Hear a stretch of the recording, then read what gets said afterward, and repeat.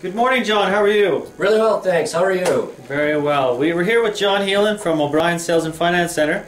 We're here to talk about credit today, all about credit, the stuff you should have learned in school. John, we're just going to start with an easy question. What is credit? What's good credit? What's bad credit? How do you get it? All that sort of thing. Credit's kind of like your name. Credit basically is something that's given to you, and you use it and you pay it back. Now, what happens is most people have credit, and they have credit that's established and is reported to Equifax or TransUnion. Those companies will report to the banks on how you pay back your credit. So in essence, it's what your name is.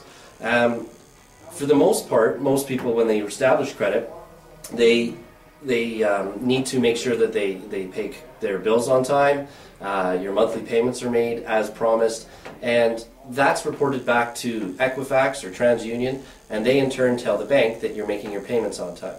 Good credit means you pay your bills on time. Poor credit is that you've been behind, you've been slow, or you've been sloppy.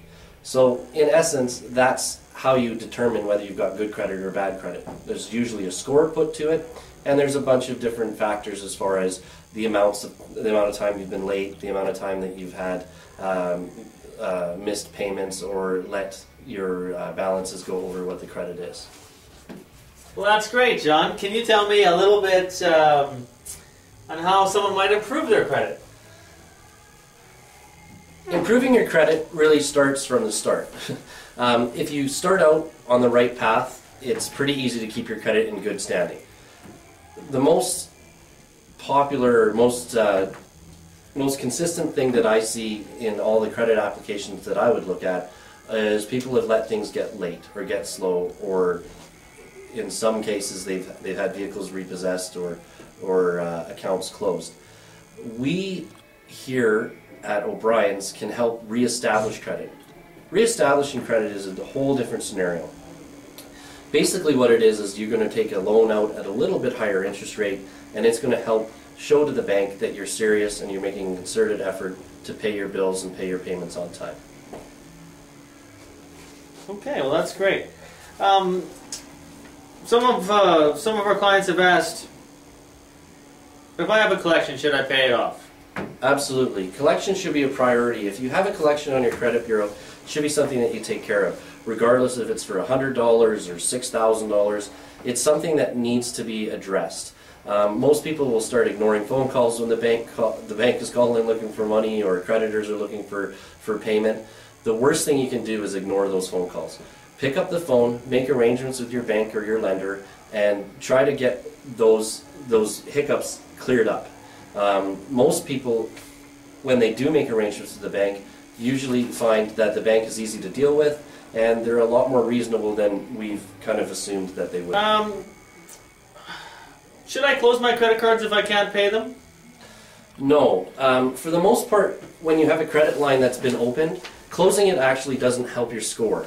What you should try to do is pay your balance down and keep your balance down. It's important to have open trade lines because the bank shows that you're active. It can be a bit of a misleading factor if you close down all your credit lines.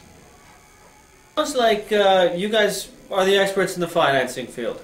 If good credit, just the bad credit, you have bankruptcy, delinquency, you'll be able to help them out. Is that right, John? Absolutely. Without tooting my own horn, I'd consider myself an expert, and we've got a whole crew of finance managers here at O'Brien's that are well trained, really experienced. The most senior people in the building are all in the finance department. Unfortunately, I'm getting a little bit older, but that's the way it goes. We've got a really good program set up here. We're the #1 used dealer in subprime department for Saskatchewan with the Toronto Dominion Auto Finance Group, as well as the Scotia Dealer Advantage.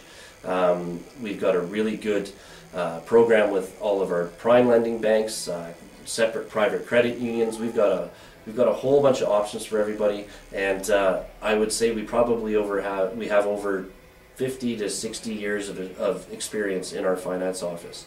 Considering that we're a 4-year-old company, to have that kind of experience under our belt is really beneficial to not only the business, but it's extremely beneficial to all the clients. Well, that's great, John. John, thanks for joining us on Auto Talk today. We really appreciate it. And this was very, very helpful. I'm going to pass that information along. Absolutely, it's been my pleasure. I just want to let everyone know, if you are looking at a vehicle right now, you can go to ofinance.ca.